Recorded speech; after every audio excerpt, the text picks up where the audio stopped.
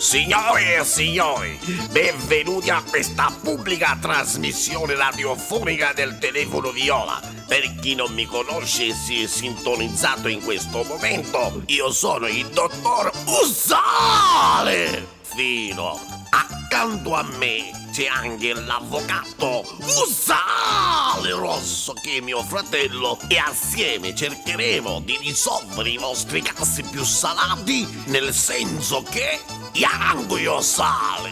A questo punto, per i nostri più cari radioascoltatori, vi voglio fare un regalo e vi do il numero di telefono.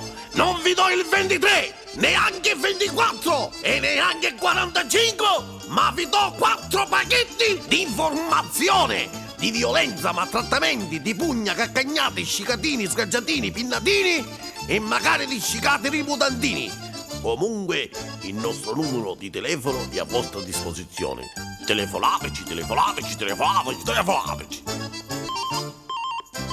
Finalmente abbiamo la prima telefonata. Vediamo chi è. Pronto, desidera? Signor Stale, chiaro 3 anni che mi hanno mandato i soldi da questa malattia. Ma quanto è bella la cassa malattia! Cattivo, i soldi pure a tia! Sei contento? Abbiamo risolto il tuo caso. Abbiamo un'altra telefonata, vediamo chi è in linea. Pronto? Ianguio Sale! Scusate, dopo questo verme solitario, vediamo se c'è un altro in linea. Pronto? Gran figlio di Arosa, sono stesso, sei fortunato perché hai preso la vigna 2 volte e hai vinto un regalo, ma io non te ne do 1, non te ne meriti 2, voglio essere generoso, te ne do 3 pacchetti di sale da testa. Scusate, dopo questo cliente abbiamo un'altra telefonata. Pronto? Pronto, sono Cincillà. Cincillà? Cincillà. Cincillà? Cincillà. Signora o signorina? Mezzo e mezzo. Va bene, il tuo problema qual è?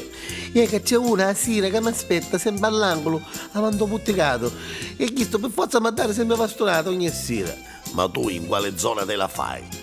A calata da marina si ricama Ianguio Sale!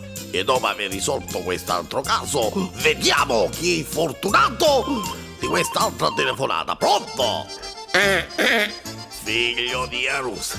Oh figlio di Arusa, mi stai ascoltando? Sei in linea? Ci sei o non ci sei? Se ci sei, batti un colpo! Bravo, hai vinto ancora! Ma io non te ne do 1, non te ne do 2, perché mi hai rovinato la giornata. A questo punto, signori e signori, mi voglio rovinare, guardate bene, ascoltate bene. Il prossimo venerdì alle 8 vi saluta il dottor Ianguio Sale.